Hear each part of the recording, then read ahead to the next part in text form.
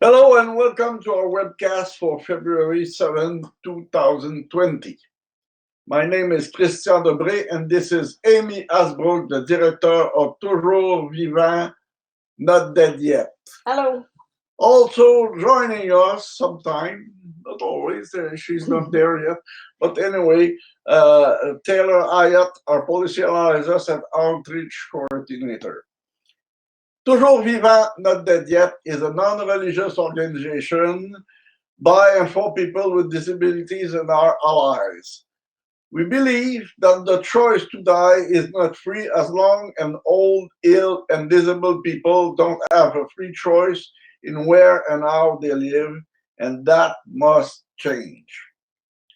So, today's topics, we have, let's say, 2.5.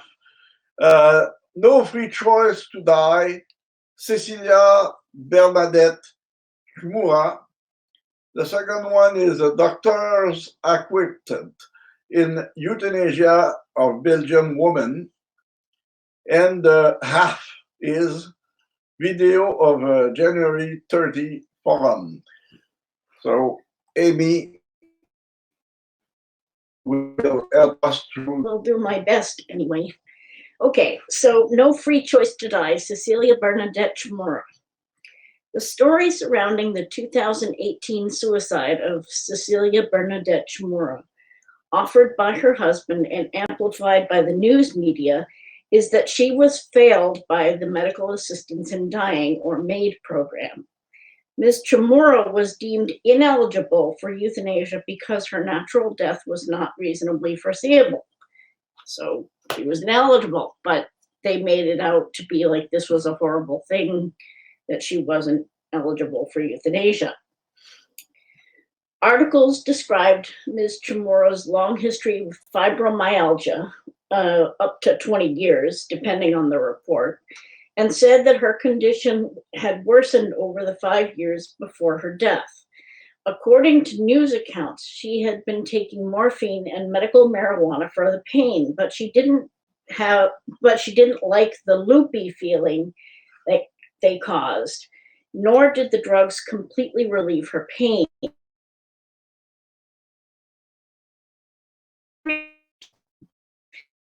First of all, palliative care. There is no mention of advanced pain management techniques like acupuncture, mechanical or chemical nerve blockers. Even electronic. Right. Antidepressants or other atypical pain relievers such as gabapentin. I think that's how you say it. Or even stronger opiates. Christian takes pretty strong opiates. Yes. And they manage his pain fairly well. And there are other pain medications that are specifically designed to work on neuropathic pain, nerve pain. And it's kind of surprising that, I mean, the articles just didn't mention any of that. And it seems like you would want to question whether she got pain relief before you make a big issue about whether she was allowed to die. She may or may not. We doesn't know, and that must change. We must know what's happening with the application of this law. And that's what the journalists should be doing, but they're not. And that's the problem. Was she receiving treatment for the psychological symptoms that often go along with fibromyalgia, such as depression, anxiety, and cognitive impairment? Was she receiving support to live well with chronic pain? Because it's tough sometimes. We don't know. We don't know. Did she refuse to take pain medication because of the side effects? I mean, yes, it's a trade-off. So that's the question. Taylor? Oh, did she no, she's fall out? Not, okay. She's not on the screen right now. Okay, I guess she fell out. Okay, reports said that Ms. Chmura applied for medical assistance in dying in the summer of 2017 and was devastated to learn that she was not eligible. The articles all focused on the failure of the MAID program to include her rather than of the failure of palliative care to relieve her pain or even whether death was a suitable substitute for pain relief. I don't think that is a substitute for anything. Right. But the articles didn't ask any of those questions. Yeah. That's the problem. And That's that's the where the main journalists problem. are not doing their job. The lack of information. Right. And that's how they're participating in the disinformation and the propaganda that gets generated around assisted suicide, not just by promoting the position of dying with dignity, but they're also not asking the right questions. They're not doing their job as journalists. The media reported that Ms. Chmura took an overdose of medications, mixing ground up pills with pudding and washing it down with hard liquor. Her husband, David Dunn, was questioned by police, but no charges were laid. So, because they was not sure that Right. the husband participate of the killing in the killing. And that's appropriate. Yeah. It's impossible to know how much of the story was shaped by Mr. Dunn and how much came from the reporter. Sources quoted in the articles included Mr. Dunn, a defense attorney, sort of a generic defense attorney, to say that side of the story, which I don't know where the defense, a defense attorney comes into that story. And of course, the spokesman for Dying with Dignity. Oops. Yeah. But no one on the other side. Yeah, there's nobody who questioned whether this was a good idea or whatever. Yeah. The description of Mr. Dunn holding his wife in his arms as she died and of her belief in reincarnation are certainly not consistent with guidelines for reporting on suicides. Yeah, reincarnation, you die and you became something else better somewhere else. Right. It's a religious thing. It's a believing, but nobody have any proof that it exists. Right, but the other issue here is, again, there are guidelines for how journalists are supposed to report on suicides. And we gave a link in our webcast to those guidelines. And all of the news reports that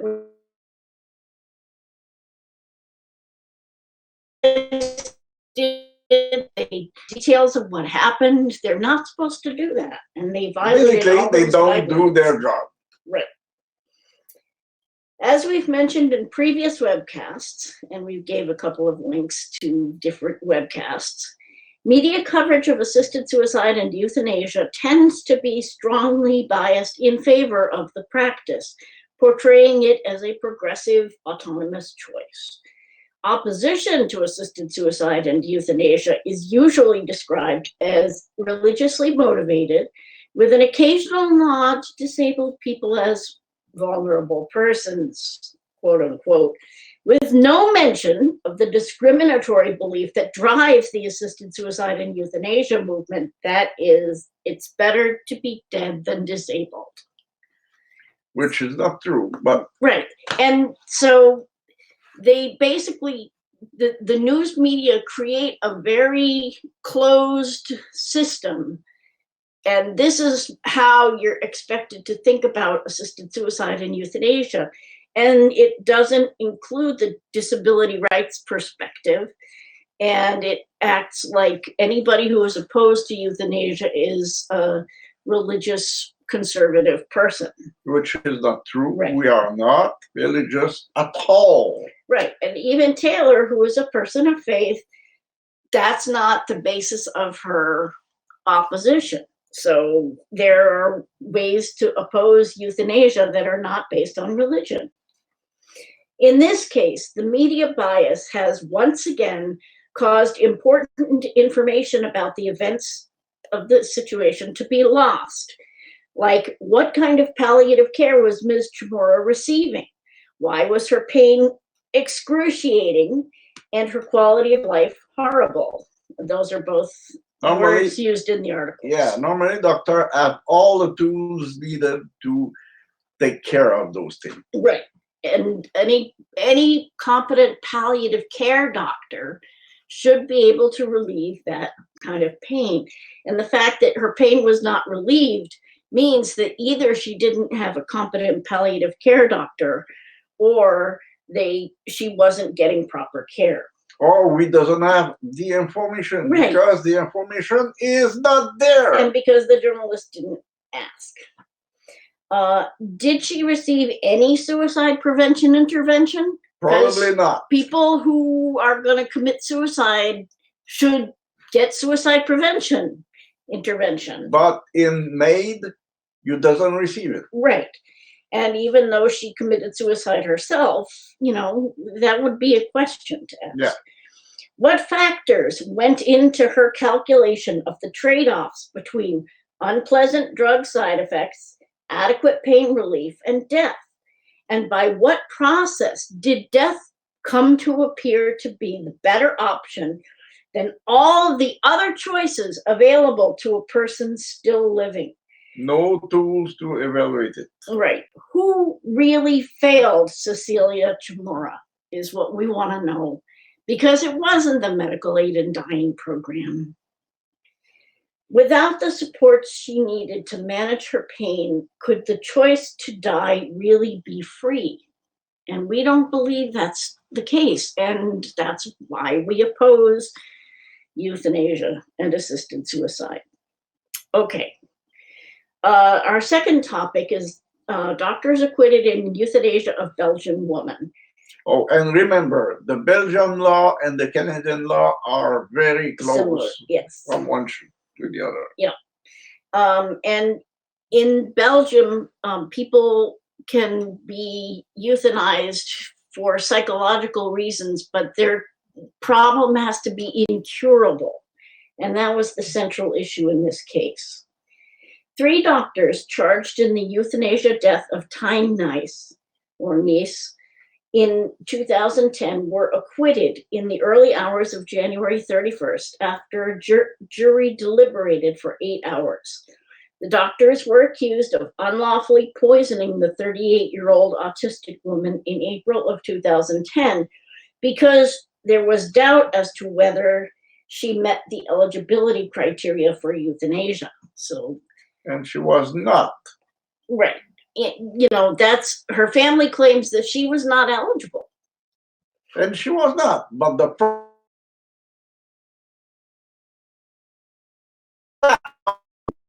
it was they believe that was what the patient want, they are automatically acquitted. Right.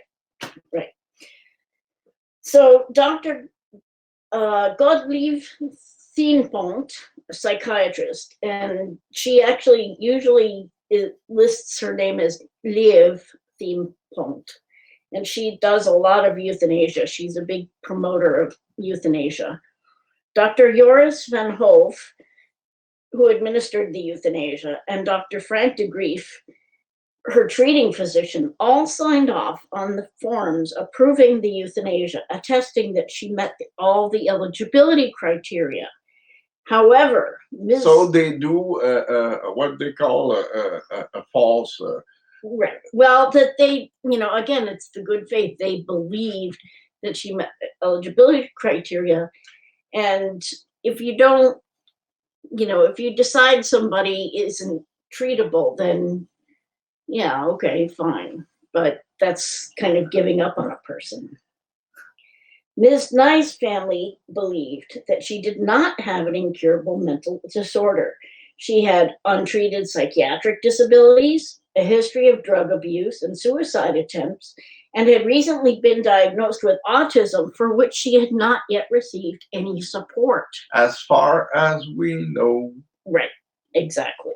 Because once again, the media reports on this only focus on, euthanasia is the best for everybody, and, nobody's ever going to question it.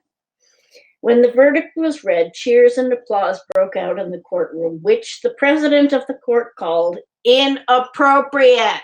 And it is true. It is inappropriate. Yeah, you don't applaud. Whatever the verdict would have been, in favor or against, applauding is not appropriate. Yeah.